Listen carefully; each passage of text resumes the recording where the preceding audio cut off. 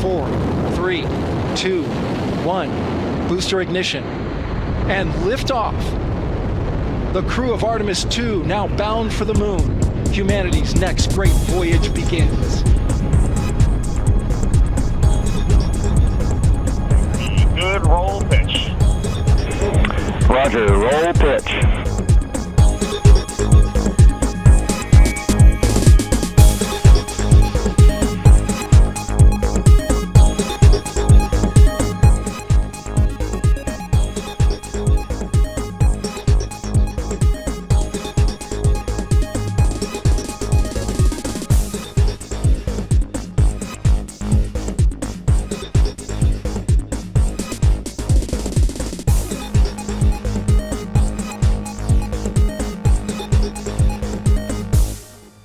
Voilà, je suis un humain qui s'intéresse aux choses de l'espace et à la retraite depuis pas mal d'années. Et cette passion nous a permis de travailler sur cette antenne qui allait être abandonnée.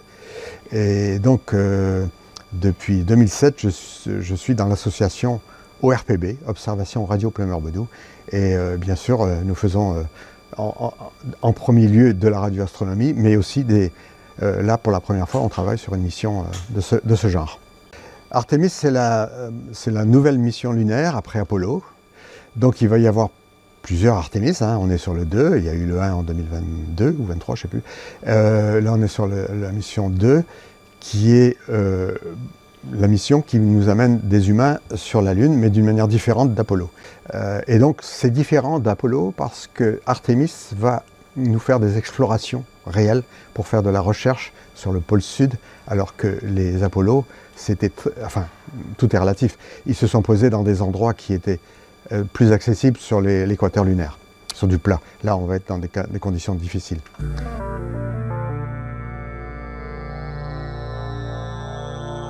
Alors, Orion, c'est le nom de la capsule qui est aujourd'hui en navigation depuis 3 jours, là, vers la Lune. Et donc c'est un espace beaucoup plus grand évidemment que les capsules d'Apollo et le LEM qui s'est posé sur la Lune après. C'est une capsule qui fait 20 tonnes, donc rien à voir avec ce qui existait à l'époque. Donc les moyens sont différents. La fusée est 1,5 fois plus puissante que la Saturne V qui lançait les Apollo. Et donc ils sont 4 humains et dans des conditions, on ne va pas dire de vacances, mais c'est très agréable, c'est très confortable l'espace qu'ils ont dans leur cabine. Alors, ce qui est important de dire aussi, c'est que là, cette sonde Orion, le gros de cette sonde, dans tout ce qui est technique, c'est l'Europe, c'est l'ESA. C'est-à-dire l'électricité est fournie par des panneaux solaires, l'oxygène, c'est aussi fourni par l'Europe. Les Allemands ont participé beaucoup, la France aussi. Enfin, donc cette capsule, il y a des choses qui sont faites bien sûr par la NASA au niveau de la construction d'Orion, mais beaucoup de techniques font partie de l'ESA en Europe.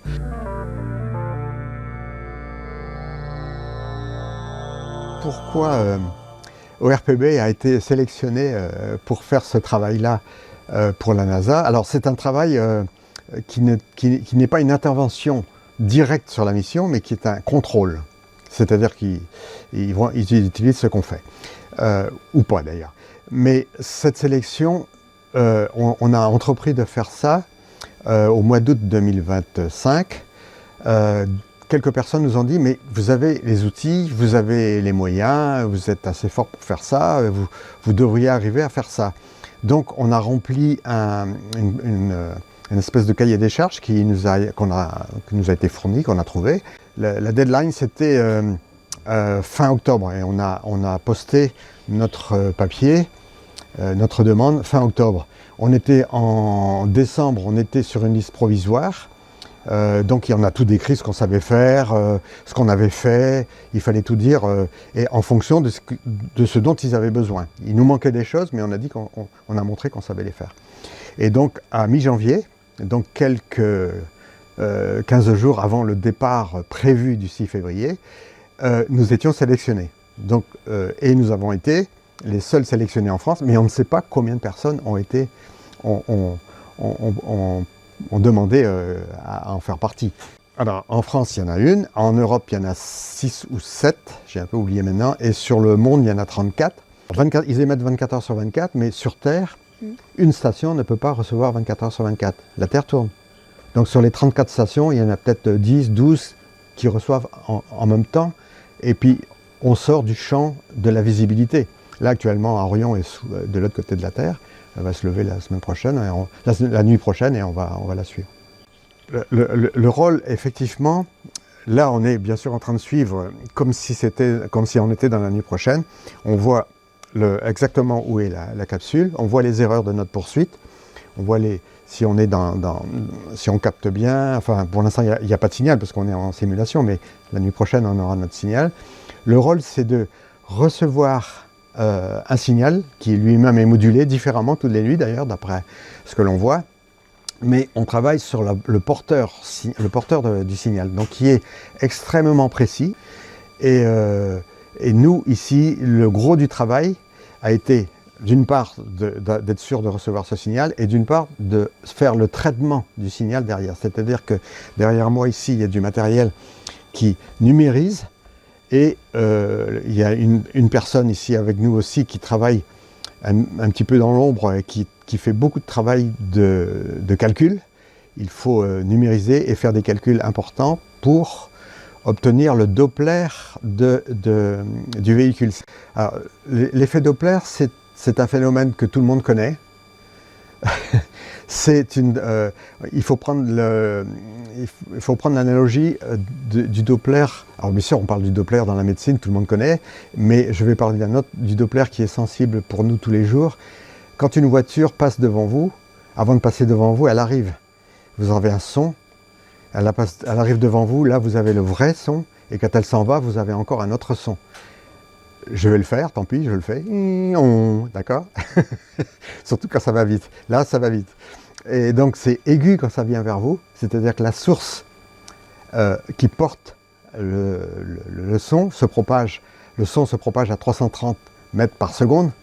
Et si la voiture roule à 200 km/h, il y a cette différence entre la vitesse du son et la voiture qui fait un signal plus aigu que le vrai son.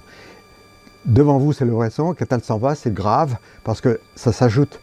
Et la longueur d'onde change. Pour les ondes radio, c'est exactement la même chose. C'est exactement la même chose. C'est-à-dire que chaque station sur Terre ne mesure pas la fréquence au même endroit. L'effet Doppler, il est vu d'une certaine manière pour nous, pour d'autres, il est vu d'une autre manière. Et toutes ces données qui sont envoyées, numérisées après, font qu'ils peuvent trouver exactement, comme si c'était une triangulation, ils peuvent savoir où était à telle heure, précisément où était la capsule. Et on regarde si elle était sur la trajectoire qui était prévue. Et donc, on peut calculer l'écart entre le signal reçu et le signal émis. Et cet écart nous donne, avec les autres stations, toute seule, c'est significatif avec les autres, pour calculer la vitesse et la position réelle, et non pas la position prévue. La position prévue est connue, et là, avec toutes les stations, on sait exactement si elle est sur la position réelle.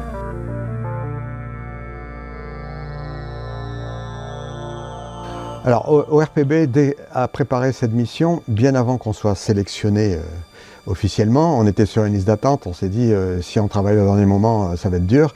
Donc, au mois de novembre-décembre, on a réfléchi à quelques-uns quand même pour savoir comment on allait procéder.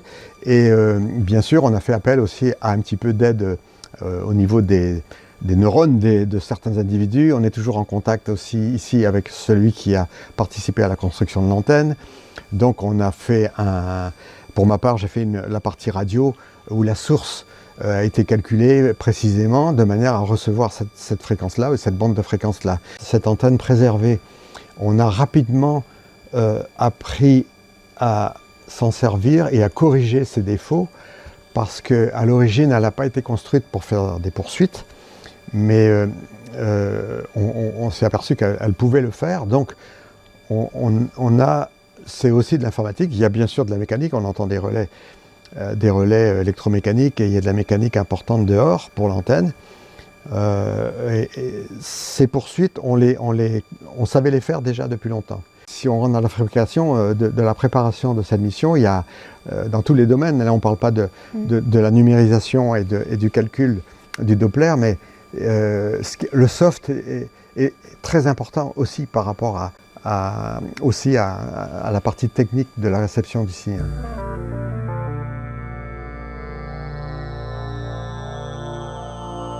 Pour la poursuite de la capsule, on savait faire.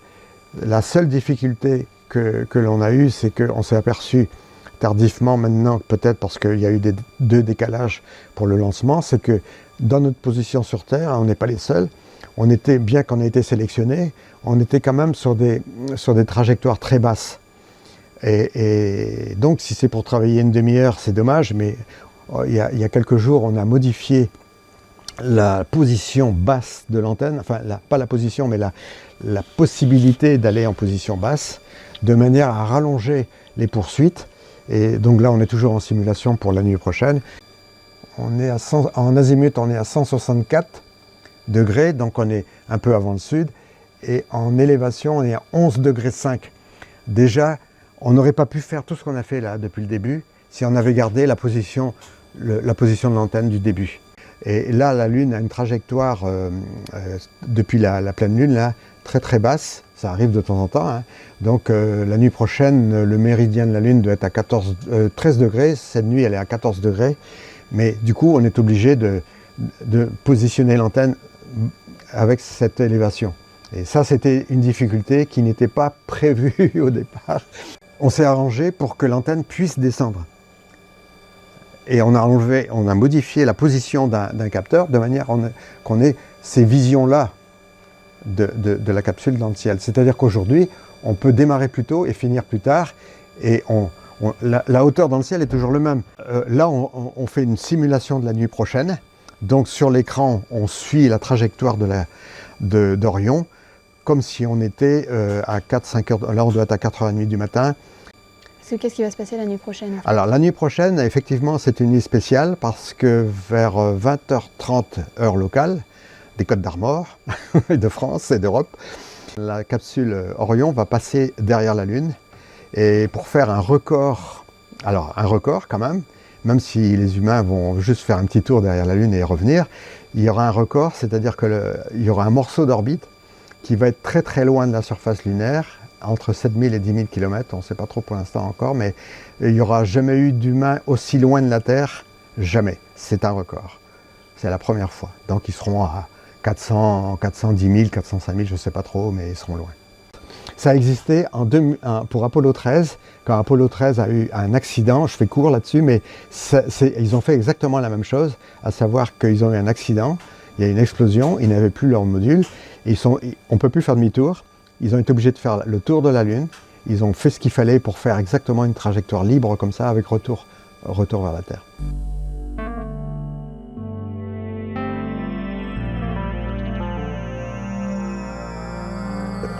Pour la communication avec la NASA, on peut dire qu'on est...